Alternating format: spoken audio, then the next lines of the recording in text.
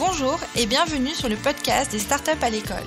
Sur ce podcast, la jeune génération s'empare du micro pour découvrir les coulisses de l'innovation, du monde des startups et de l'écosystème tech au contact d'un entrepreneur. Qu'est-ce que l'innovation et à quoi sert-elle ? Comment l'intelligence artificielle peut-elle répondre aux grands enjeux dans le domaine de la santé ? Quels sont les métiers de demain qui me tendront les bras ? Autant de questions qui feront l'objet de la saison 2 de nos épisodes et permettront à nos élèves et étudiants de sortir grandis de cette expérience. Vous êtes prêts ? C'est parti !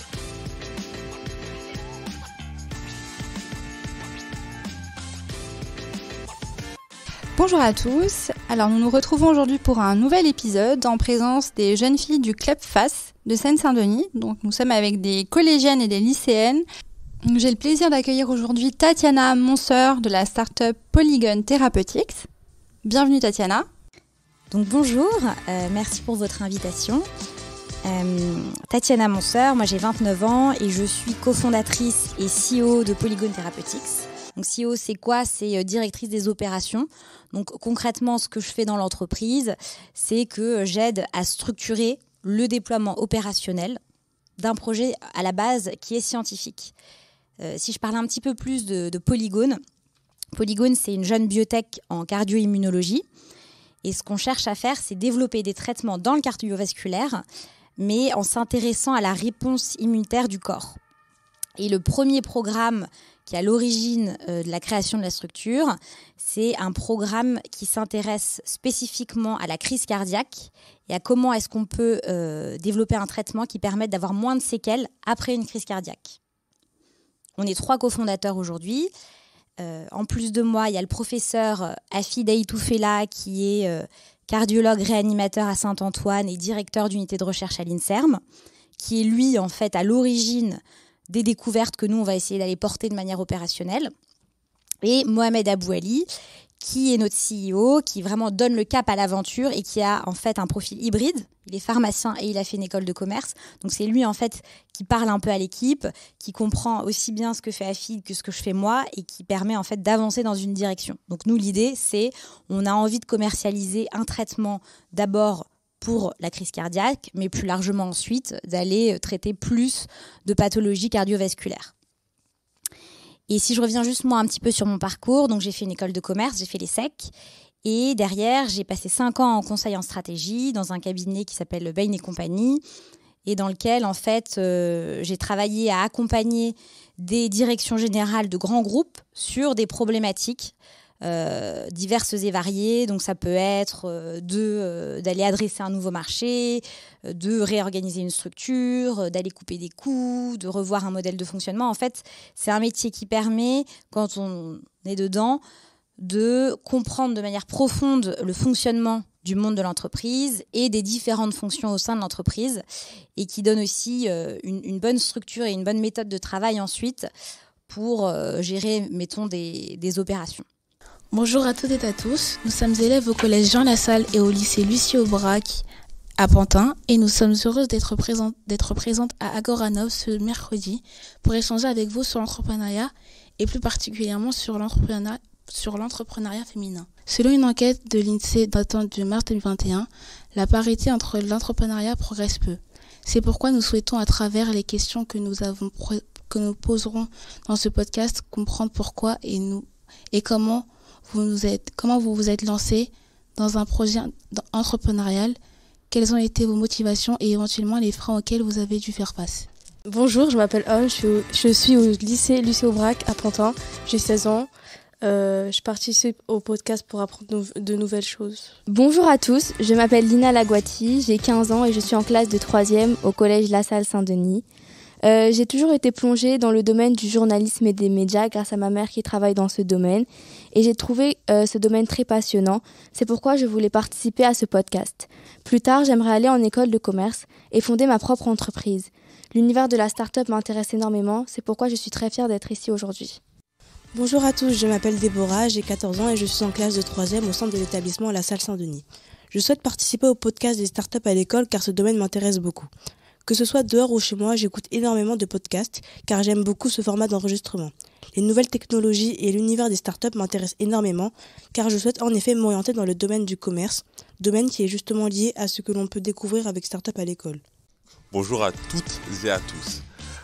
Toutes les filles que vous venez d'entendre viennent du programme de la promotion Wi-Fi, qui est une promotion qui est impulsée par le club Seine-Saint-Denis. Donc le côté éducation, nous avons des programmes qui visent à accompagner des jeunes en décrochage scolaire.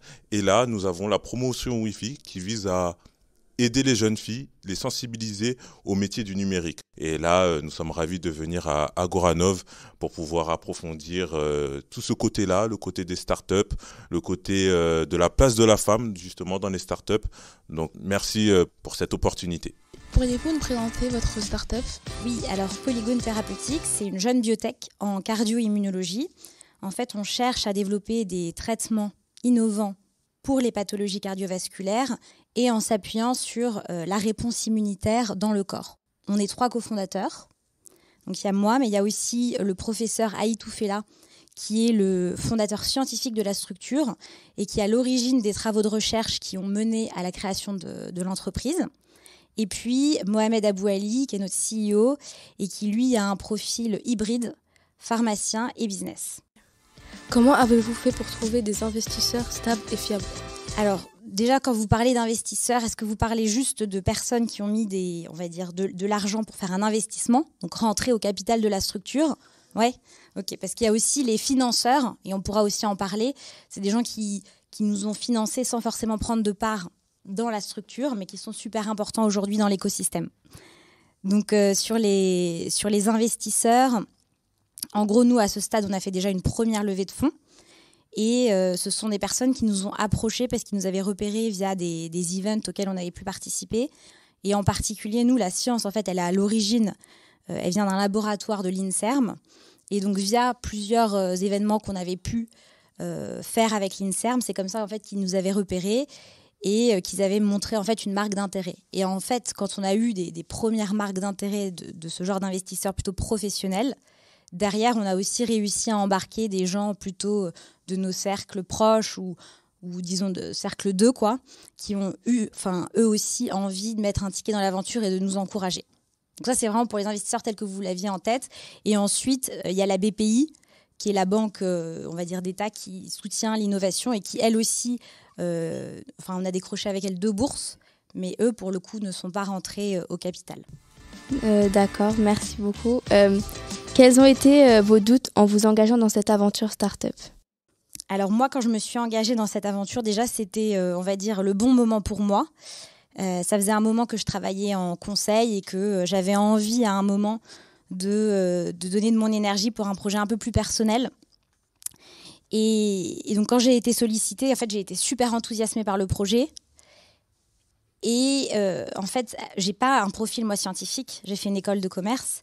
Et donc, j'avais pas vraiment le recul pour juger, on va dire, de la solidité de la science. Et là-dessus, c'est vraiment Mohamed qui, lui, m'a sollicité, que je connaissais depuis un moment, en qui j'avais super confiance. Et lui, il était convaincu, en fait, de la solidité de la science. Et c'est pour ça que moi, j'ai pas eu de doute au moment de me lancer. Sachant que dans tous les cas, je prenais un risque, parce qu'un projet peut toujours ne pas marcher. Mais j'avais disons, une vraie conviction et une vraie croyance dans l'équipe et dans le projet. Ça veut dire qu'aujourd'hui, vous en avez plus du tout de doute ou... Alors, disons qu'au jour le jour, non, j'ai pas de doute. Je pense que ça va marcher, mais c'est aussi parce que on a une dynamique hyper positive où on avance. Et que dans tous les cas, en fait, même si à un moment le projet n'allait pas jusqu'au bout, comme on apprend beaucoup, beaucoup tous les jours, dans tous les cas, j'en tire du positif. Donc, je suis pas dans une posture de doute, en tout cas pour moi-même.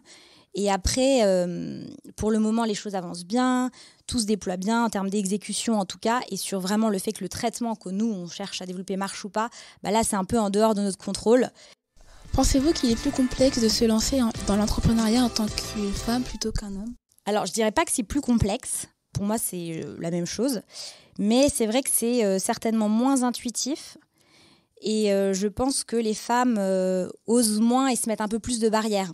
Donc c'est pour ça que, in fine, je pense qu'on est moins représenté dans le milieu entrepreneurial. Mais pour autant, je ne pense pas que ce soit plus complexe. Il n'y a pas de qualité à avoir en plus qu'on n'aurait pas.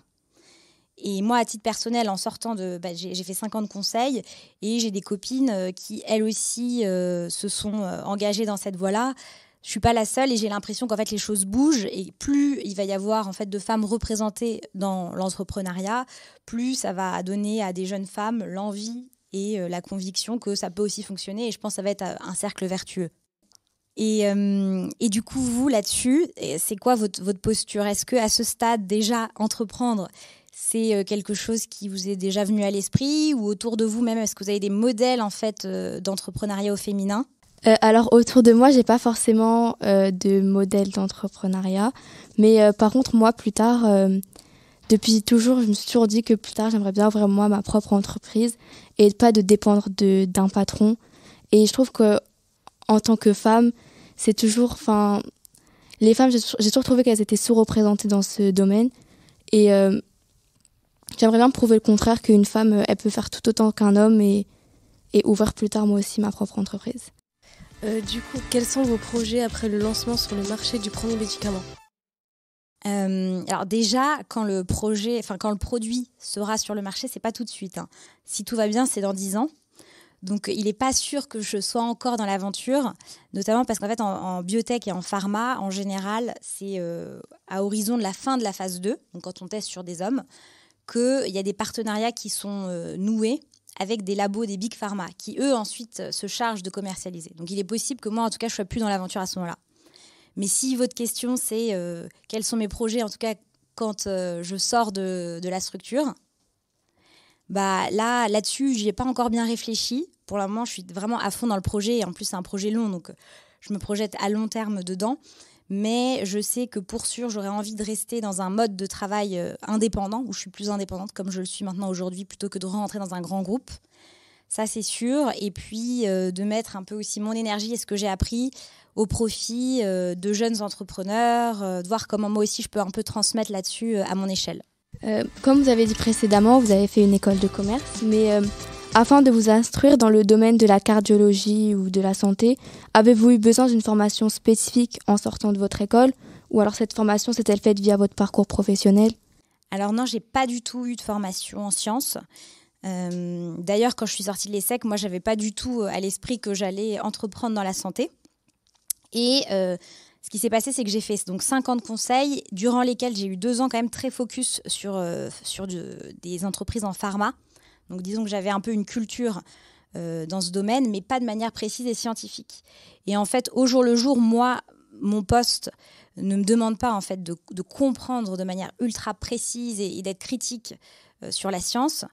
En revanche, oui, j'ai besoin d'avoir un certain vernis. Et ça, c'est vraiment Mohamed et Hafid qui, tous les jours, sont hyper patients avec moi, vulgarisent tout ce qui se fait. Et comme on prend toutes nos décisions ensemble, ils me réexpliquent à chaque fois les enjeux. Donc voilà, j'ai pas de formation, mais au jour le jour, mes 2 associés sont hyper présents pour m'instruire. Y a-t-il des moments où vous avez eu envie de tout abandonner au vu de l'ampleur du projet ? Alors non, pas du tout. Déjà parce que le projet en tant que tel, il est, je dirais, vraiment aspirationnel. C'est-à-dire que on va développer un médicament, donc c'est quelque chose qui donne de l'énergie et ça donne envie quand même de se donner les moyens d'y arriver. Ensuite, c'est vrai que la roadmap, elle est à super long terme parce que c'est 10 ans pour la commercialisation d'un médicament, donc ça pourrait être un peu décourageant. Moi, personnellement, je suis de nature plutôt patiente et j'aime bien le fait de m'inscrire dans un projet à long terme, que je vois avancer. Donc là-dessus, il n'y a pas de découragement. Après, c'est vrai qu'il y a des moments dans l'aventure avec des phases plus lentes que d'autres ou avec un peu de difficulté, mais ce n'est pas en tout cas ce qui va me faire me décourager, quoi. D'accord. Quelles ont été vos premières difficultés que vous avez eu à affronter lors du lancement de votre start-up ? Alors là-dessus, je dirais que la difficulté qu'on a embarquée au moment de la création, c'est qu'on est une équipe assez atypique pour le monde des biotech. Donc on est 3 cofondateurs, dont 2, Mohamed et moi, qui avons moins de 30 ans. On est assez jeunes par rapport à ce qui est attendu sur ce genre de structure. La biotech, en général, les fondateurs, ils ont une 50aine d'années. Donc en fait, il fallait arriver et mettre en confiance, rassurer sur la solidité de l'équipe, du projet. que ce soit en fait auprès des prestataires que nous, ensuite, on a été embauchés pour travailler avec nous, et que ce soit aussi auprès en fait des investisseurs privés. Voilà, c'est vraiment rassuré. Et une fois qu'on a passé ce cap, c'est quand même 6 mois qu'il a fallu pour vraiment, enclencher la machine et rassurer. Là, après, ça va mieux, parce qu'à partir du moment où on a une marque de confiance d'institution, derrière, les autres sont rassurés et ça avance comme ça. Avez-vous réussi à imposer votre avis malgré le fait que vos 2 collaborateurs soient des hommes? Alors là-dessus, donc moi déjà j'ai fait une école de commerce, donc c'est un monde mixte où j'ai eu l'habitude de travailler avec autant de filles que de garçons. Et ensuite en conseil en stratégie, pareil. Et surtout même au fur et à mesure des années, il y a quand même beaucoup plus d'hommes. Donc j'ai beaucoup travaillé avec des hommes. C'est vrai qu'il y a eu des moments où j'ai dû devoir plus m'imposer, en gros, pour imposer mes idées. Mais là, la chance que j'ai avec Mohamed et Hafid, c'est que c'est pas du tout, on va dire, leur mentalité. Il n'y a pas de misogynie en eux. Et que tous les 3, on est hyper soudés, on prend toutes nos décisions ensemble, on brainstorm. Enfin, il n'y a pas de bataille d'ego. Et c'est vraiment, on est plutôt des team players. Donc, j'ai absolument pas ressenti quoi que ce soit. Avez-vous eu des appréhensions personnelles face à la durée de mise sur le marché de votre médicament et aux diverses contraintes qui y sont liées? Là-dessus, je pense que j'ai répondu un peu quand je parlais de la roadmap à long terme. Franchement, moi, ça me fait pas peur. Il faut juste y aller de manière pédestre, avancer pas à pas. Et dans tous les cas, en fait, nous, on a plein d'états d'avancement. Le long du projet, c'est pas juste on part de 0 et on arrive à 1 pour la commercialisation. Il y a des phases d'essais cliniques, il y a plein d'étapes en fait où on a un go ou un no-go. Et donc nous, ça nous permet aussi de mieux appréhender le temps. Et en fait, nous, notre ambition, c'est pas tout de suite la commercialisation, c'est déjà, mettons, de rentrer en phase clinique. Et donc du coup, vous, parce que là, vous me posez du coup une question sur le fait de se projeter à long terme sur un projet. Est-ce que vous, à votre stade, c'est quelque chose qui pourrait vous faire peur ou vous pourriez l'envisager ? Aujourd'hui, en fait, il faudrait que je sais pas comment trop expliquer, mais que j'ai peur que, par exemple, si je suis jeune, ça me poserait pas de problème, parce que je me dis que je pourrais toujours rebondir. Mais si par exemple, je sais pas, je suis plus autour de 40-50 ans, je me dis que peut-être vaut mieux se lancer dans un projet on est sûr d'aboutir à quelque chose, plutôt qu'un projet où sur une aussi longue période, on n'est pas sûr au final à 100% que, par exemple, le médicament va être mis en vente, même si il y a de grandes chances. Je ne sais pas si je prendrais ce risque. Et donc quand tu dis j'aurais besoin d'être jeune, c'est quoi jeune pour toi ? Je sais pas, 20, 30 ans. En fait, je comprends, c'est que tu te dis c'est une prise de risque dans une vie et je préfère la faire à un moment où il y a moins d'enjeux pour moi. Oui, voilà, par exemple, où j'ai peut-être pas encore fondé ma famille ou... je comprends. Après, ce qu'il faut se dire, peut-être je l'ai pas précisé, mais c'est que nous, en fait, assez rapidement, au bout d'1 an, on a réussi à se rémunérer. Et aujourd'hui, en fait, on arrive à vivre de ce qu'on fait. Et à partir du moment où juste on peut en vivre matériellement de l'aventure, c'est pas grave si elle dure longtemps. Dans le fond, c'est pas une vraie prise de risque. La vraie prise de risque, c'est le moment où on monte la structure, où du coup, on doit faire un peu avec ses économies personnelles ou bien d'autres aides. Enfin bref, on se débrouille. Mais le moment, en fait, où on arrive à vivre de ça, après tout, pourquoi pas ? C'est pas une prise de risque telle. Oui, je vois. Tu vois. Oui. Et après, sur ce que tu disais sur les grandes études, franchement, pas forcément. Hein. Il y a un peu tout type de profil. Ça dépend aussi du poste que tu vas occuper en start-up. Mais je pense qu'il y a plein de modèles de réussite. Et quand on regarde aujourd'hui les startups, tu as des gens qui viennent de plein d'univers. Il n'y a pas de voie tracée absolue. Ça veut dire que pour monter sa start-up, il ne faut pas forcément avoir fait d'études. Je dirais que je suis assez agnostique là-dessus. Il y a toute forme, en tout cas, de parcours qui peuvent aboutir. Ne serait-ce que nous 3, on a tous les 3 un profil hyper différent. Donc moi, j'ai fait une école de commerce. Mohamed, il est pharmacien. Et Hafid, il est médecin. C'est juste un moment où tu rencontres les bonnes personnes avec qui tu as envie de t'associer pour aller plus loin. Et que toi aussi, voilà, parce qu'en fait, l'entrepreneuriat au jour le jour, c'est pas un truc que tu apprends dans un livre, quoi. C'est pas le déploiement d'un truc que tu aurais appris. C'est intuitif, c'est de la relation, du relationnel avec les gens, c'est de la contractualisation.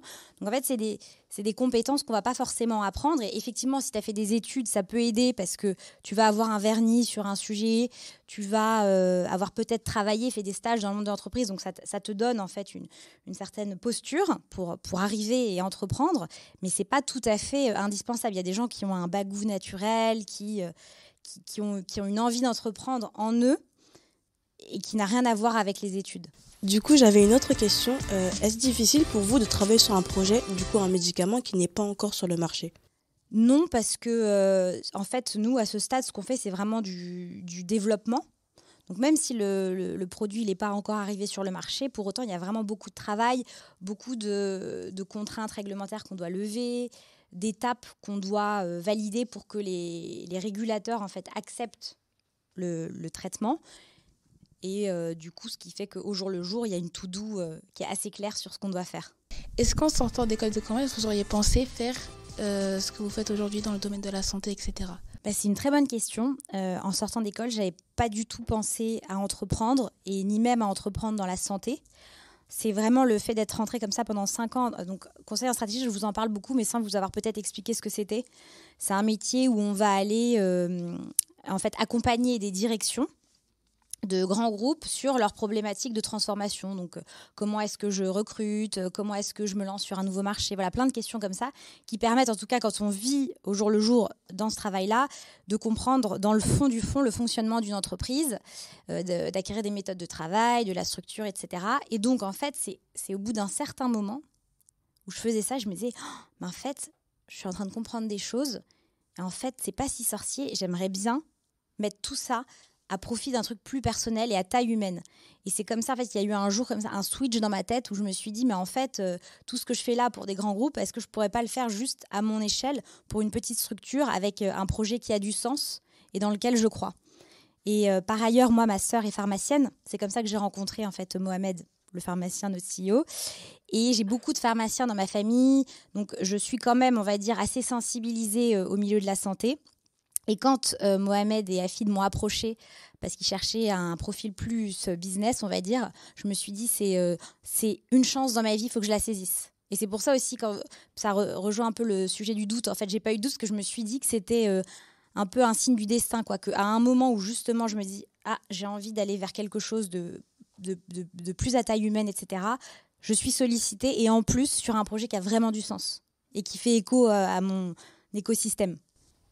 Du coup, là, en discutant avec vous, est-ce que vous arrivez peut-être à mieux vous projeter dans l'entrepreneuriat au féminin ? En fait, peut-être de m'avoir vu là, à côté de vous, en fait, il n'y a rien d'exceptionnel. Est-ce que ça vous donne de l'espoir ? Toi qui veux faire une école de... Est-ce que du coup, là, tu te dis, alors, ok, après une école de commerce, c'est possible. Et en plus, c'est possible pas forcément dans un milieu business pur, mais dans d'autres industries. Justement...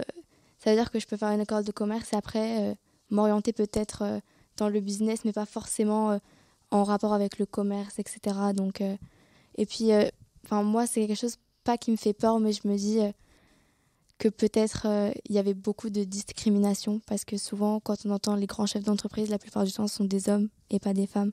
Dans l'équipe, il dit souvent une phrase que j'aime beaucoup. Il dit « pas de complexe ». Et c'était lui-même son directeur de thèse ou je sais plus, un professeur de médecine qui lui avait dit dès le début, pas de complexe. Moi, je trouve que c'est une super phrase en fait pour se motiver tous les jours. C'est en fait, il n'y a pas de raison d'avoir des complexes et je pense que les femmes sont plus complexées dans le monde du travail et c'est aussi pour ça qu'elles se briment. T'arrives et tu tentes ta chance et en fait, si tu crois en toi et que tu arrives avec une vraie posture de confiance, tu vas voir que, en fait, je vois mal les garçons être bloqués ou te ralentir ou pas du tout. Mais c'est souvent aussi que il n'y a pas que ça, évidemment, mais que les filles, elles se mettent dans une posture un peu où elles se referment. Du coup, merci d'avoir répondu aux questions qu'on vous a posées parce qu'au final, les réponses que vous nous avez apportées, elles nous ont vraiment aidé à, nous apporter les réponses de l'espoir sur le monde de l'entreprise, de la start-up, etc. Et voilà, merci beaucoup. Merci à vous Tatiana et cher public de nous avoir écoutés. Merci à Startup à l'école, à Agora 9 de nous avoir accueillis et guidés durant toute la réalisation de ce podcast. J'espère que vous avez pu découvrir l'entrepreneuriat au féminin et que cela vous donne à vous, auditrices, l'envie de vous lancer à votre tour dans ce milieu encore très peu ouvert aux femmes. Merci pour cet échange et à bientôt.